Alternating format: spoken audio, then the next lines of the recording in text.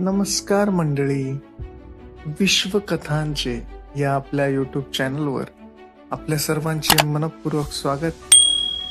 आज आपण ऐकत आहात ॲडव्हेंचर्स ऑफ शेरलॉक होम्स, म्हणजेच शेरलॉक होम्सच्या साहसी कथा. यातील दुसरी कथा, लाल भडक केसांच्या लोकांचे मंडळ, भाग 2. दुसऱ्या भागाला सुरुवात करण्याआधी जर आपण पहिला भाग ऐकला नसेल तर प्रथम तो जाऊन आपण ऐकावा. पहिल्या भागात आपण ऐकलं की एक लाल भडक केसांची व्यक्ती ज्याचं नाव विल्सन आहे, ती होम्सकडे आलेली असते. त्या व्यक्तीचा वस्तू गहाण ठेवून त्यावर कर्ज देण्याचा लहानसा व्यवसाय असतो. त्याच्याकडे काम करणारा माणूस त्याला एका लाल भडक केसांच्या लोकांच्या मंडळात नोकरीसाठी घेऊन जातो. हे मंडळ फारच वेगळे असते. फक्त एन्सायक्लोपीडियाचे भाग स्वतःच्या हस्ताक्षरात लिहून काढण्याचे काम आणि त्या कामासाठी हप्त्याचे 3 पाऊंड पगार. 2 महिने काम केल्यानंतर एके दिवशी विल्सनला त्या मंडळाच्या दारावर कुलूप आणि त्यावर एक चिठ्ठी अडकवलेली दिसते. त्यावर लिहिलेलं असतं, लाल भडक केसांच्या लोकांचे मंडळ विसर्जित झाले आहे. आता पुढे.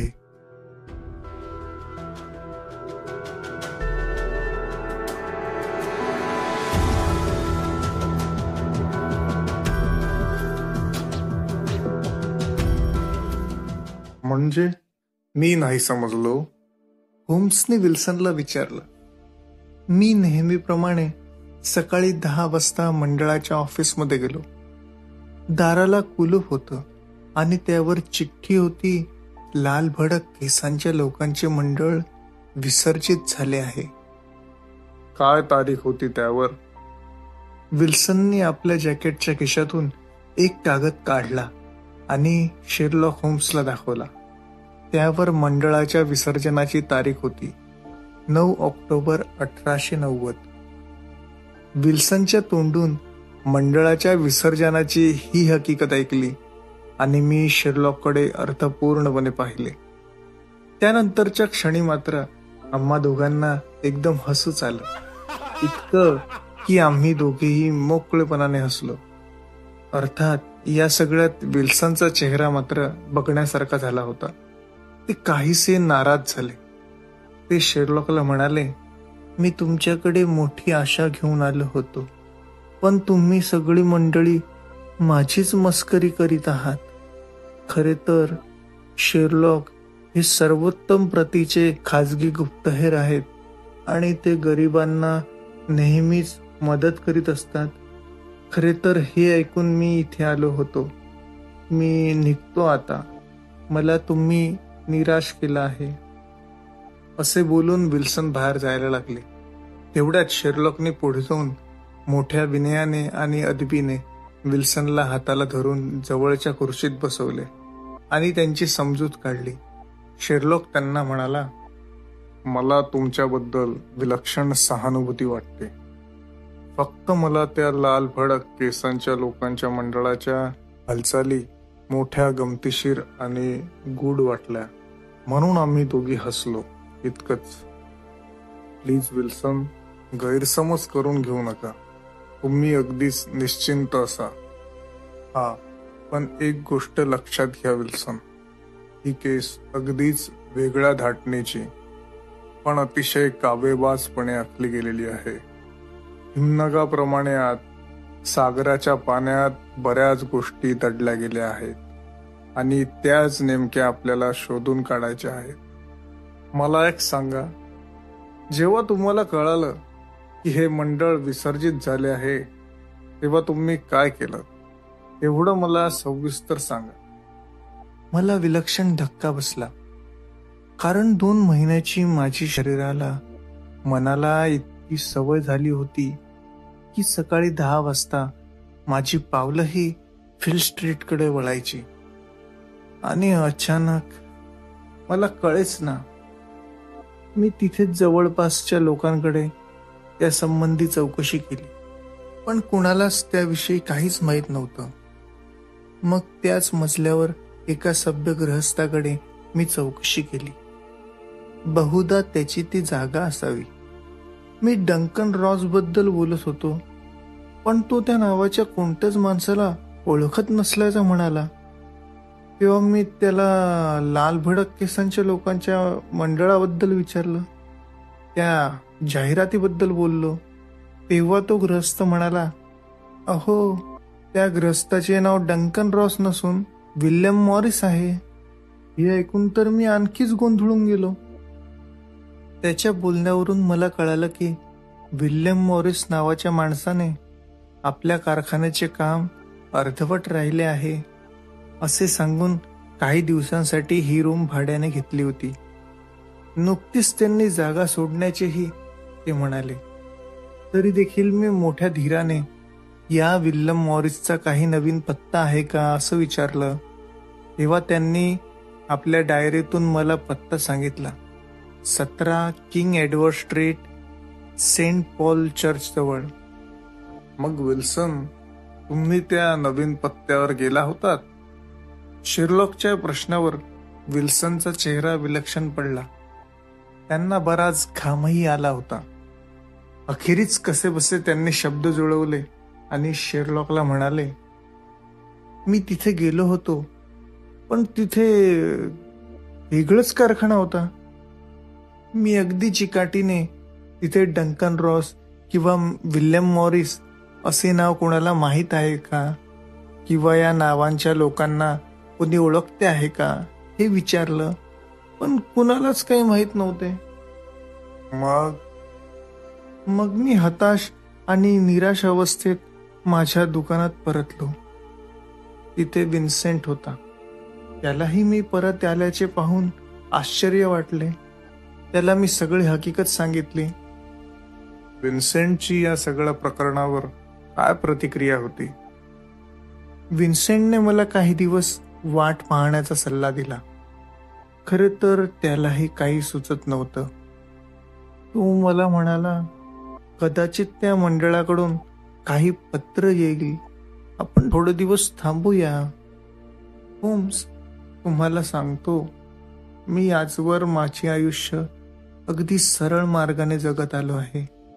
मला अनेक वाईट अनुभव आले असतील, पण मी आजवर माझ्या व्यवसायात कधीही कुणालाही फसवलं नाही, कसलाच लोभ धरला नाही.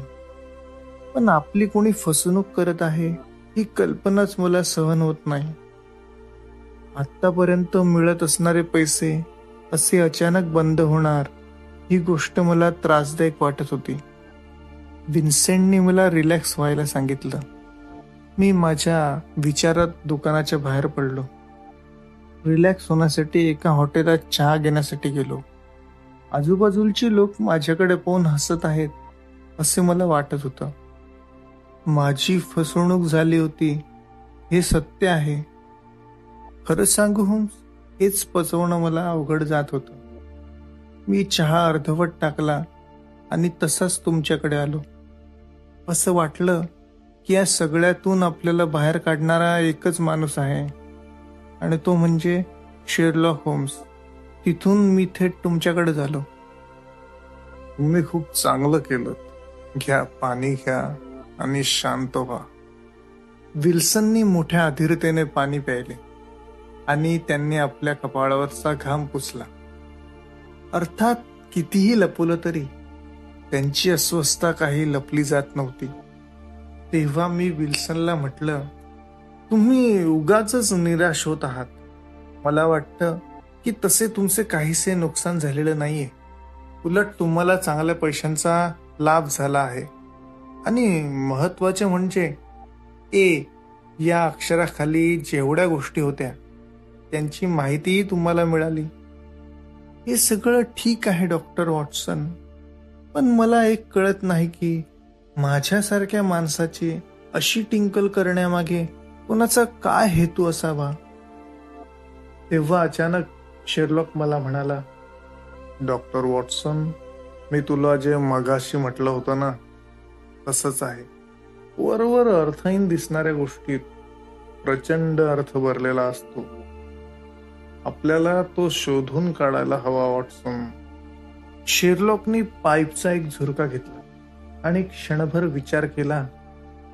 मग विल्सनकडे पाहत त्यांना काही प्रश्न विचारले. विल्सन, मला सांगा, तुमच्याकडे जो माणूस नोकरीला आहे त्याचं नाव काय म्हणाला तुम्ही? विन्सेंट स्पॉन्डिंग. अजूनही तो तुमच्याकडे कामाला आहे का? हो, आहे. तुमच्याकडे तो कसा आला? मी तुम्हाला मगाशीच सांगितलं होतं की मी त्यासाठी पेपरात जाहिरात दिली होती. नोकरीसाठी तो एकटाच उमेदवार होता का? नाही, आणखी 12 जण होते. मग तुम्ही त्याचीच निवड का केली? होम्स, मगाशीच मी तुम्हाला सांगितलं की तो मला अगदीच अल्प पगारात मिळाला. म्हणजे जवळजवळ निम्म्या पगारात, बरोबर ना विल्सन? माझ्या प्रश्नावर विल्सनने नुसतीच मान डोलावली. होम क्षणभर विचारात पडला. त्याने विल्सनला विचारलं, हा तुमच्याकडे कामाला असणारा विन्सेंट दिसायला कसा आहे? बऱ्यापैकी उंची असलेला आणि काहीसा सुखवस्तू. हा, पण स्थूल नव्हे. एकूणच आकर्षक असे त्याचे व्यक्तिमत्व आहे एवढं मात्र निश्चित. आणखी काही विशेष ठळक गोष्ट? हा, त्याच्या चेहऱ्यावर ऍसिडचे काही पांढरे डाग पडलेले आहेत. या विन्सेंटचे कान टोचलेले आहेत का? कानात तो एखादा खडा घालतो? अदबशीर आणि खानदानी वागणे आहे त्याचे. अगदी बरोबर होम्स. लहानपणी कोणी एका जिप्सी माणसाने आपले कान टोचले आहेत असं तो म्हणाला होता. बोला चालायला मात्र तो माणूस उत्तम वाटला.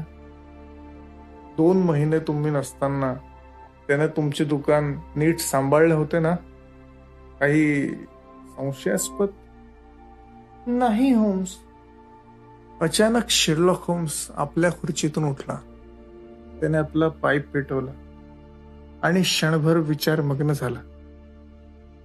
दुसऱ्या क्षणी विल्सनकडे पाहत म्हणाला, विल्सन, तुम्ही आता घरी जा आणि विश्रांती घ्या.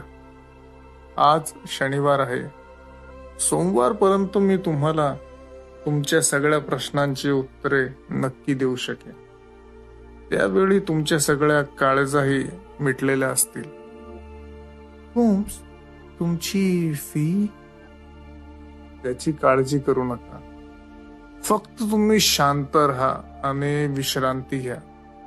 या आता. विल्सनला मी दारापर्यंत सोडलं आणि दरवाजा आत लावून घेतला. माझं लक्ष शेरलॉककडे गेलं. तो पाईप ओढत होता. त्याचे हे विचारात असे बुडून जाणे तसे मला नवीन नव्हते. क्षणभर तिरपा कटाक्ष टाकत त्याने मला विचारले, तुला काय वाटतं वॉटसन? काही अंदाज वर्तवता येत नाही. सगळं कसं गूढ आणि गुंतागुंतीचं आहे. मुख्य म्हणजे आत्ता लगेचच त्यावर काही बोलणं शक्य नाही आणि इष्टही नाही. वॉटसन, वरवर साध्या आणि दुर्लक्ष कराव्याशा वाटणाऱ्या गोष्टीत सुद्धा महान अर्थ भरलेला असतो. वरवर दिसणारा चेहरा 4 चौघांसारखा, पण आपल्याला लगेचच काहीतरी हालचाल करावी लागेल. आता काय विचार केला आहे होम्स? किमान 3 पाईपची. मला विश्रांती हवी आहे. अर्धा 1 तास तरी माझ्याशी बोलू नको वॉटसन. मला एकटं सोड. दुसऱ्या क्षणी होम्स आपल्या विचारात बुडून गेला. पाईपच्या धुरांच्या वल्याकडे पाहत त्याचे विचारचक्र सुरू झाले. खरं तर तो खुर्चीत एक पाय मुडपून आणि गुडघ्याला हाताची मिठी मारून जेव्हा बसतो तेव्हा नक्की तो केसच्या गाभ्याचा विचार करीत असतो. माझा आजवरचा तो अनुभव आहे. त्याला त्या अवस्थेत डिस्टर्ब करणे बरोबर नाही. मी देखील तिथल्याच एका कोचवर बसून राहिलो. खरं तर किती वेळ गेला मलाही कळलं नाही. अगदी खरं सांगायचं तर त्या मधल्या जीव घेण्या शांततेत मी चक्क एक झोप काढली. मला जाग आली ती शेरलॉकच्या हाकेमुळे मी अचानक जागा झालो. पाहतो तर काय, शेरलॉक बाहेर जाण्याच्या तयारीत आहे आणि आपल्याला बरोबर चालायला सांगत आहे. पुढच्या क्षणी आम्ही दोघे घराबाहेर पडलो होतो. तू फ्रेश आहेस का वॉटसन? मी फ्रेशच आहे, अर्थात तुझ्या इतका नाही, कारण तुझ्या प्रगल्भ मेंदूत कुठल्या कल्पना घोळत असतील आणि त्यातून काय निष्कर्ष निघतील यावर आत्ताच काही बोलणे अवघड आहे. पण मला एक सांगशील होम्स? बोल. आता आपण नेमके कुठे चाललो आहोत? जॅकेब विल्सनच्या दुकानाकडे. मलाही तसंच वाटत होतं, पण तिथे जाऊन वॉटसन, तू चल तर खरं. ॲडलर्स गेट भागापर्यंत आम्ही भुयारी मार्गाने गेलो.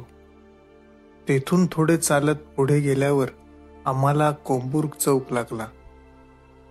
आम्ही आता पलीकडच्या फुटपाथावर उभे होतो आणि समोरच्या बाजूला जॅकेब विल्सनचे छोटेसे दुकान होते. दुकानावर जॅकेब विल्सन अशी पाटी लटकवलेली दिसत होती. यातही पाटीतील जॅकेब मधील ज्या हे अक्षर काहीसे तिरपे झाले होते. क्षणभर मला हसूच आले. शेरलॉक मात्र समोरून तिथल्या सगळ्या परिसराची पाहणी करीत होता. आमच्या बाजूला 2 घोड्यागाड्या उभ्या होत्या. शेजारी एक वृत्तपत्र विक्रेत्याचे दुकान. एकूणच तिथले वातावरण हे काहीसे अंधारी आणि कुबट होते.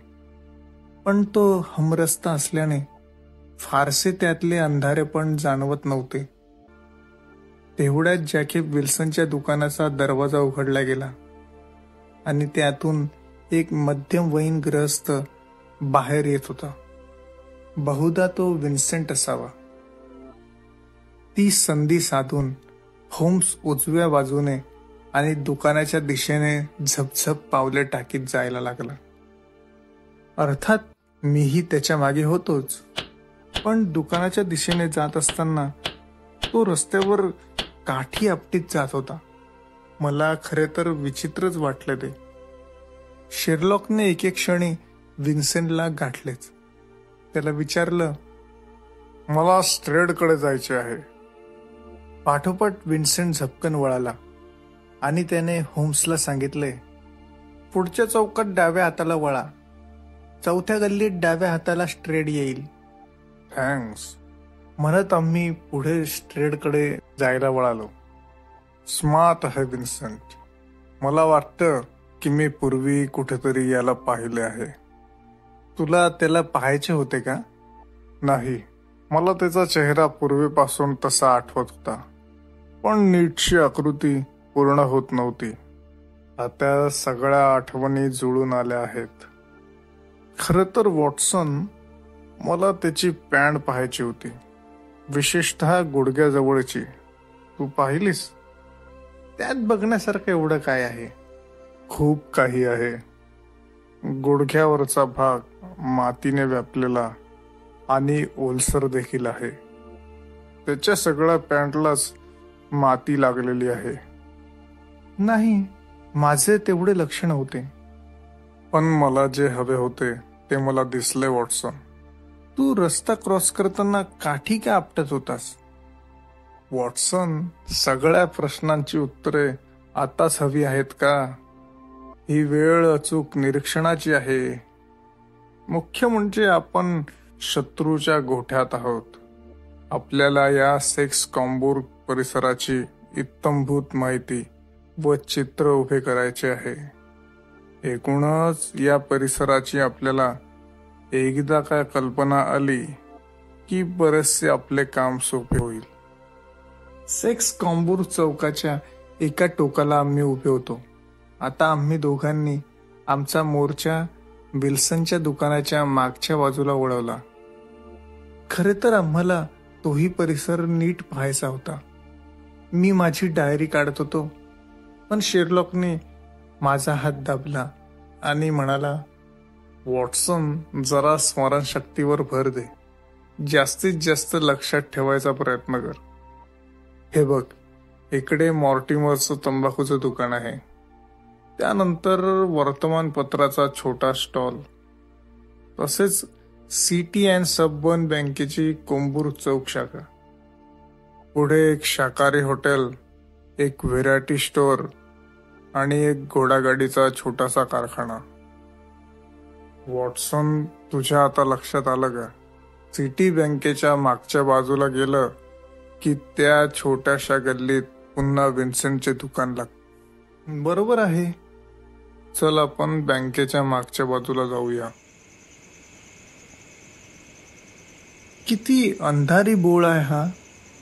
मुख्य रस्त्यापेक्षा अधिक अंधारी रस्ता आहे हा. फारशी ये जा देखील इथे होत नसेल. अशाच ठिकाणी वॉटसन मोठे गुन्हे घडत असतात. म्हणजे तुला काय म्हणायचं आहे? खरंच मला काही वेळेला माझंच नवल वाटतं. खरं तर मी शेरलॉक बरोबर असतो, पण त्याची ती तीक्ष्ण आणि भेदक नजर माझ्याकडे नाही. तो जसा विचार करतो तसा मी करूच शकत नसे. खरे तर अनेकदा मी त्याच्याशी माझी तुलनाही करायचो, पण होम्स तो होम्सच. एकूणच त्याच्या आणि माझ्या पाहण्यात किती फरक आहे. आता हेच पहा ना, विन्सेंटचे हे सगळे प्रकरण मी माझे डोळे कितीही ताणले तरी माझ्या आवाक्याच्या बाहेरच आहे. तसा मी होम्स बरोबर आहे, पण त्याच्या डोक्यात काही वेगळेच शिरत आहे. मुख्य म्हणजे मी शेजारी असूनही मला काहीच कळत नसे. आता आम्ही सिटी बँकेच्या मागच्या बाजूला असलेल्या काळोख्या अंधारात आलो होतो. खरे तर ही बँकेची पिछाडी. तिथल्या लोखंडी कंपाऊंडच्या गंजावर आपली काठी आपटत होम्स मला म्हणाला, आजची रात्र फार महत्वाची आहे. आज शनिवार. आज इथे बरेच काही घडणार आहे. पण वॉटसन, माझे काम मात्र झाले आहे. मला वाटतं आपण सारा सिटीच्या व्हायोलिनच्या कॉन्सर्टला जावं. अप्रतिम व्हायोलिन. तू आलास तर मला खूप आनंद होईल. म्हणजे काय, येणारच. मस्तपैकी आपण कॉफी आणि सँडविच घेऊ आणि सारा सिटीचे व्हायोलिन. क्या बात है. आयुष्यात आणखी काय हवं आहे. शेरलॉक होम्स विलक्षण खुश होता. खरे तर इतका प्रसन्न मी त्याला प्रथमच पाहत होतो. संध्याकाळ होत होती. मी आणि शेरलॉकने मस्तपैकी कॉफी घेतली. ठरवल्याप्रमाणे सँडविच अँड कॉन्स. खरं तर सारा सिटीचे व्हायोलिन हा शेरलॉकचा अगदी वीक पॉइंट. तो कमालीचा तल्लीन होऊन ते व्हायोलिनचे सूर आपल्या उरात साठवत होता. या दशकातच नव्हे तर या संपूर्ण शतकातला सारा सिटी हा अत्यंत प्रगल्भ व्हायोलिन वादक आहे. अर्थात मला संगीतात शेरलॉक इतकी रुची नव्हती, पण शेरलॉकला बहुतेक सगळ्या कलांचीच आवड होती. चित्रकला, पेंटिंग्स, शिल्पकला आणि संगीत तर विचारायलाच नको. तो स्वतः व्हायोलिन उत्तम वाजवतो. अर्थात मला त्यातले नीटसे कळत नसले तरी काय झाले, पण तो छान आणि सुरेख वाजवतो हे मात्र मला निश्चित कळते.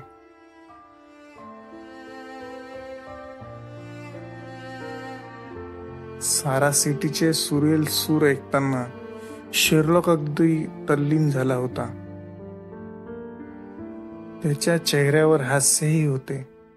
खरे तर असे हास्य फारच कमी वेळेला त्याच्या चेहऱ्यावर दिसते. उदाहरणार्थ एखादी अवघड केस उलगडल्यानंतर असे हास्य त्याच्या चेहऱ्यावर असते. संपूर्ण कॉन्सर्टमध्ये आम्ही फारच थोडे बोललो असेल. सारा सिटीचे व्हायोलिन ऐकताना शेरलॉकचे डोळे भरून आल्यासारखे वाटत होते. बहुधा तृप्तीचे ते अश्रू असावेत. जातानाही शेरलॉकची खुशी लपत नव्हती. थिएटरमधून बाहेर पडल्यावर तो मला म्हणाला, माझे काम आता झाले आहे. तू बरोबर रात्री 10 वाजता माझ्या घरी ये. काही विशेष? आल्यावर सांगेन. मी जायला वळणार इतक्यात शेरलॉक म्हणाला, तुझे पिस्तूल बरोबर आणायला विसरू नकोस. क्षणभर मी मोठ्या अचंबेने त्याच्याकडे पाहत राहिलो. तू मला नीट सांगणार आहेस का? थोडा धीर धर वॉटसन. या कॉम्बूर चौकात आज रात्री फार मोठा गुन्हा घडणार आहे. तुला खात्री आहे? 100%. फक्त तो गुन्हा घडण्याच्या आधी आपल्याला गुन्हेगारांना पकडायचे आहे. म्हणूनच म्हणतो, आपल्याला त्वरित पावले उचलावी लागतील. मला वाटतं की तुला या प्रसंगाचे गांभीर्य चांगलेच लक्षात आले असेल. मला आणखीन 2-3 काम करायचे आहे. आपण बरोबर रात्री 10 वाजता माझ्या घरी भेटू, पिस्तूलसह. असे म्हणत शेरलॉकने माझा हसून निरोप घेतला आणि मी त्याच्या पाठमोऱ्या आकृतीकडे पाहतच राहिलो. बस एवढंच. कथेत यापुढे ऐकण्यासाठी पुढील व्हिडिओ बघावा. त्यासाठी चॅनलला सबस्क्राईब करा. कथा आवडल्यास व्हिडिओला लाईक करा. आपला अभिप्राय कमेंट बॉक्समध्ये जरूर कळवा. विश्वकथांचे या चॅनलवर आम्ही मोठ्या गमतीशीर कथाही अपलोड करतो. त्या देखील आपण चॅनलवर जाऊन बघू शकता. धन्यवाद.